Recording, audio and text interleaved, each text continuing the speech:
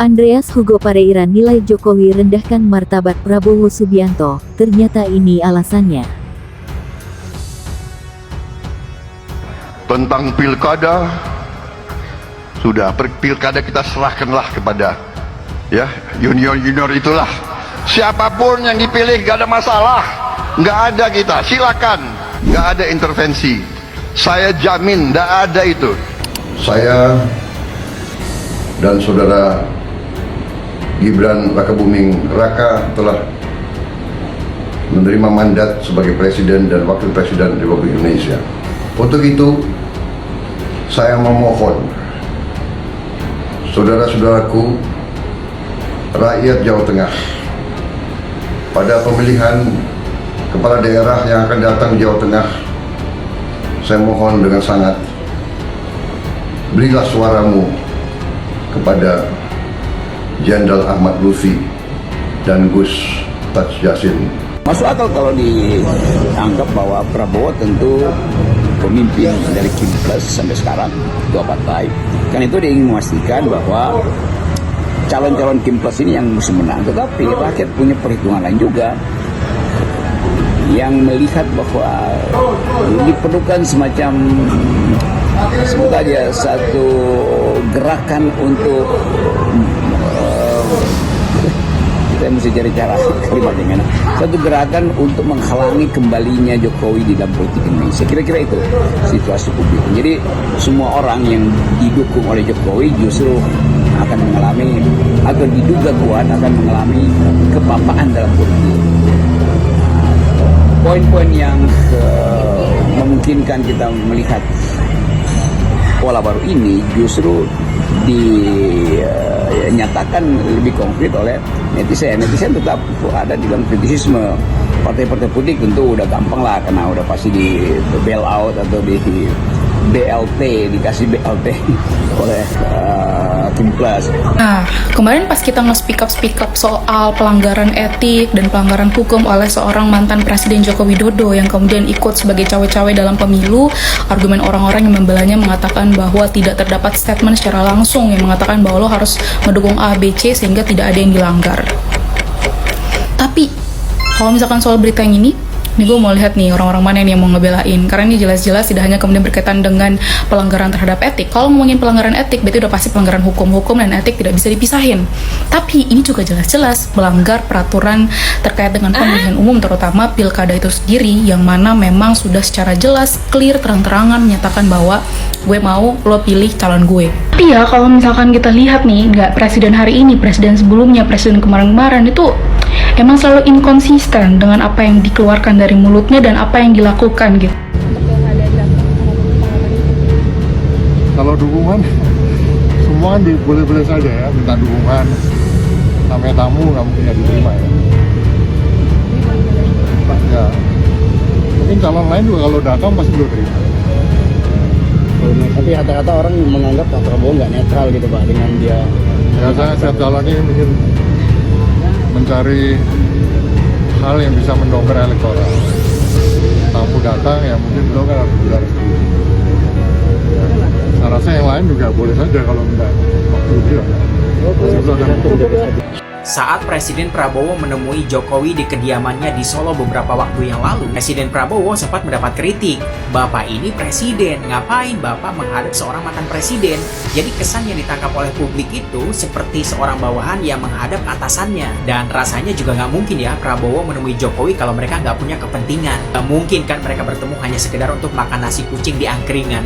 Dari awal dua udah punya firasat nih, Prabowo mau menemui Jokowi pasti gara-gara ini nih. Seperti yang kita ketahui, Jokowi kan sekarang lagi mengendorse calon gubernur Jawa Tengah ya Ahmad Lutfi dan Taj Yassin. Dan tepat hari ini banget, Cagup Jawa Tengah Ahmad Lutfi memposting video ini. Sebuah video di mana ada seorang Presiden Republik Indonesia mengendorse seorang calon gubernur Jawa Tengah. Jujur gua nggak ngerti sama Pak Prabowo, kok dia mau-maunya disuruh mengendorse seorang calon kepala daerah. Katanya Bapak tidak bisa didikte oleh siapapun. Tapi ini kok Pak Prabowo, ingat Bapak itu sudah menjadi presiden, Bapak harus netral, Bapak nggak boleh berpihak. Kalau Bapak sebagai kepala negara berpihak seperti ini bahaya Pak, bisa menimbulkan perpecahan di masyarakat. Apalagi sebelumnya Pak Prabowo juga sempat bilang kayak gini, tak ada titipan negara di Pilkada serentak 2024. Hormati pilihan rakyat. Dalam pidato Bapak juga sempat bilang kalau Bapak nggak mau intervensi soal pilkada, Bapak nggak mau cawe-cawe. Tapi kok sekarang kayak begini? Maaf nih Pak, saya pikir Bapak ini lebih mendingan dari Jokowi,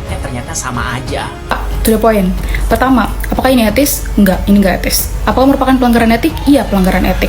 Lalu, kalau pelanggaran etik bukan pelanggaran hukum? Enggak, etik dan hukum nggak bisa dipisahin. Pelanggaran etik udah pasti pelanggaran hukum. Di atas hukum moral bisa ada hukum agama dan lain-lain sebagainya. Gitu, what I mean. Nah, apakah boleh presiden kampanye dalam pemilu secara hukum karena kita merupakan negara hukum maka kita harus sesuai dengan undang-undang, jangan sampai nanti kita dihujat? Gak boleh. Pertama, iya, presiden punya hak untuk kemudian melakukan kampanye atau berpihak dalam pemilu, tapi ada syarat-syaratnya. Mari sama-sama kita buka di dalam Undang-Undang Pemilihan Umum pasal 281 ayat 1. Dalam konteks video, Pak Prabowo bukan sebagai presiden karena nggak pakai PIN. Kata siapa? Udah lihat belum full videonya? Justru di awal video, Pak Prabowo bilang kok sebagai presiden dilantiknya kapan, siapa yang lantik, wakilnya siapa, ingin menciptakan pemerintahan yang bersih, ingin buat sinergi lah ini itu antara pemerintah pusat dan daerah. Saya dan saudara Gibran Rakabuming Raka telah menerima mandat sebagai presiden dan wakil presiden Republik Indonesia. Pada tanggal Oktober 20, kami telah dengan resmi dilantik. Nonton nggak videonya? Itu sebagai pribadi. Satu kata pun nggak ada keluar sebagai ketum Gerindra, nggak ada. Coba ditonton dulu makanya baru ngebela. Jangan cuma giring-giring opini nggak jelas. Apalagi sampai nyebut ini editan AI. Coba kalau ngebela itu biasakan pakai data. Biar gua juga bingung tuh gimana ngejelasinnya. Kan kalau gini kan terlalu gampang. Ada masalah, walaupun memang tentunya kita sayangkan bahwa sebagai Presiden Republik Indonesia yang kita harapkan untuk bisa menjadi pengayom bagi seluruh kandidat anak bangsa tanpa membeda-bedakan partai politik maupun dukungan politik. Namun ya tentu itu sudah menjadi pilihan bagi Pak Prabowo untuk melakukan itu, walaupun sebelumnya beliau pernah seakan berjanji tidak akan turut campur dan membiarkan masyarakat memilih tanpa ada campur tangan atau endorsement dari dirinya. Namun itu kita lihat itu diingkari, namun ya kita tunggu saja bagaimana nanti sikap masyarakat. Kami meyakini bahwa suara-suara dan elektabilitas seseorang itu lebih terkait dengan pilihan masyarakat langsung, bukan endorsement. Dan semoga dukungan tersebut sifatnya hanya endorsement, bukan pengerahan atau penyalahgunaan kekuasaan. Tetapi netizen tidak mungkin berhenti untuk menilai bahwa cawe-cawe Jokowi di pilkada masih jalan, oleh karena itu ada semacam gerakan untuk menghalangi cawe-cawe itu. Nah itu yang saya anggap dibaca oleh Gerindra terutama atau partai-partai di Cimplas yang mulai menerangkan bahwa tanpa keikutsertaan atau peruntangan Jokowi dan Prabowo mereka akan ditinggalkan. Tapi justru di situ masalahnya, bahwa selama ada Jokowi maka modalitas dari tokoh-tokoh ini hilang atau pamornya hilang. Di Jakarta Ridwan Kamil mulai redup, di Medan juga begitu, Bobi mulai kehilangan akses pada pemilih real dia itu. Jawa Tengah apalagi itu, jadi ada ketakutan bahwa yang akan menang adalah calon PDIP Pak Andika. Nah ini yang memungkinkan kita mengulas lebih dalam nanti bahwa era transisi ini akan diperlihatkan justru di dalam hasil pilkada nanti. Dan saya prediksi bahwa hasil pilkada nanti akan dimenangkan oleh mereka yang tidak terasosiasi dengan dinasti Jokowi. Dukungan Presiden Prabowo Subianto terhadap pasangan Ahmad Lutfi dan Taj Yassin di Pilgub Jawa Tengah menuai respons beragam. Ada yang menilai wajar, namun tidak sedikit yang memberikan sindiran keras. Salah satu sindiran yang ditujukan kepada Prabowo Subianto datang dari politikus PDI Perjuangan, Andreas Hugo Pareira. Dia mensinyalir langkah Presiden RI Prabowo Subianto mendukung Cagup-Cawagup Jateng, Ahmad Lutfi dan Taj Yassin berdasarkan keinginan Presiden ke-7 RI, Joko Widodo, Jokowi. Andreas pun merasa sedih martabat Presiden Prabowo direndahkan setelah muncul ajakan ex-Menteri Pertahanan, Menhan, RI itu ke rakyat untuk memilih Lutfi Taj Yassin.